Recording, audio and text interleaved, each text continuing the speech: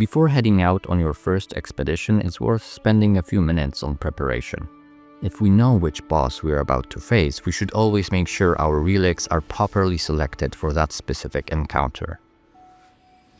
Since we are aware of boss weaknesses, we should, whenever possible, check whether our relics provide the right bonuses, grant the correct damage type to our starting weapon, and offer useful passive effects.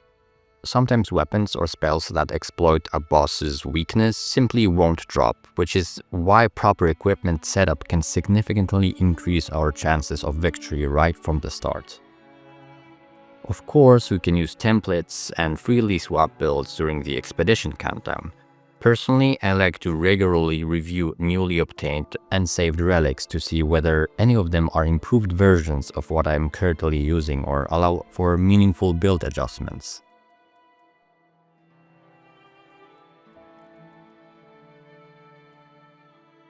On day 1, you'll be dropped into one of the several predetermined locations on the map. While descending, it's worth scouting your surroundings. Nearby locations, visible elemental and status icons, the position of Marika shrines, towers, and terrain changes. The more you play and explore, the easier it becomes to remember boss locations, enemy types, and shortcut paths. At the beginning, forts, churches, and camps are the easiest locations. Each of those has several variants and change the enemy and bosses inside. For example, a fire church will contain many enemies such as witches and dogs, with a boss located in the basement. A holy church has no basement, but instead features a boss composed of several enemies dressed in white round robes. These markers affect not only the appearance of locations and bosses, but also the damage they deal and the types of weapons they can drop there, though nothing is ever guaranteed.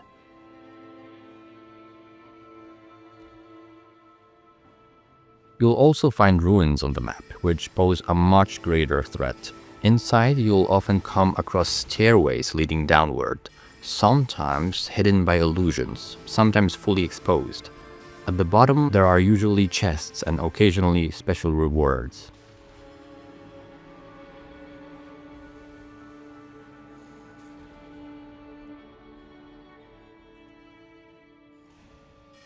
The castle at the center of the map is the most difficult location. Many elite enemies there drop valuable loot. Additionally, unique bosses can be found in the basement and on the rooftop, often leaving behind legendary items. At the castle gate, which only becomes accessible after defeating the basement boss, you'll find a chest that guarantees a talisman. Bosses on the map always spawn in the same locations.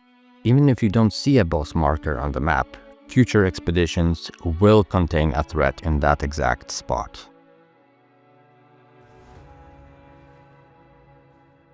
Some locations are surrounded by swirling vortex and a blue circle. These are especially dangerous as they contain an aggressive version of one of the playable characters. Defeating them rewards you with their signature equipment at exceptionally high quality and with special upgrades. Depending on the location, there may be 1 or 2 such enemies. All foes inside, including the boss, are empowered, but rune gains are significantly higher as well.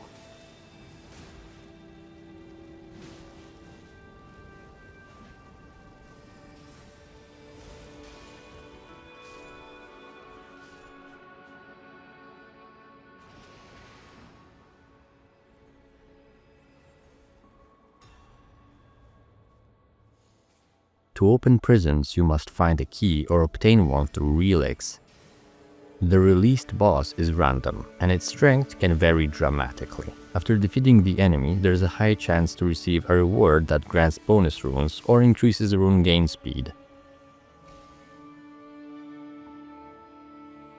Sorcerer's Rise towers contain rewards at the top such as staves, magical weapons, talismans, and items. To unlock them, you must locate a glyph protecting the entrance. Basic towers have 10 possible variants, while special ones have an additional 3.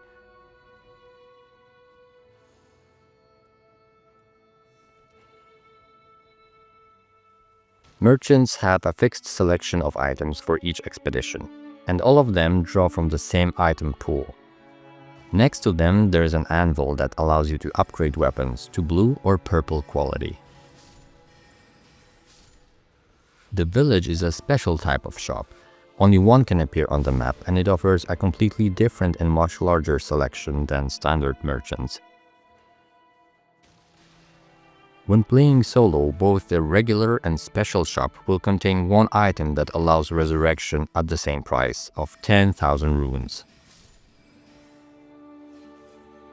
Mines are underground passages where mini-bosses drop purple upgrade stones, which can be used at the forge to enhance any blue weapon.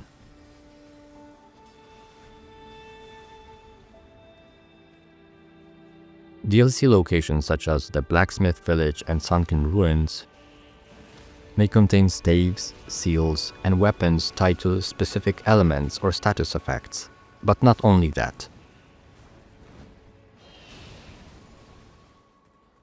In the Blacksmith Village, you usually need to defeat more than one elite enemy to earn rewards, though additional chests on the walls can also contain powers and items. You also have a high chance to find purple upgrade stones there, as well as special anvil. By activating one of the furnaces, you can freely change the skill of one owned weapon.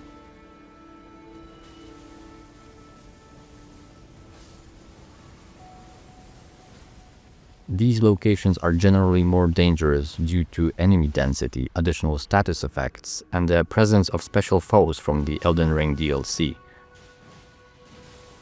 Layouts can be confusing and many enemies attack from off-camera. Bosses have relatively low HP pools, placing the difficulty somewhere between camps and ruins.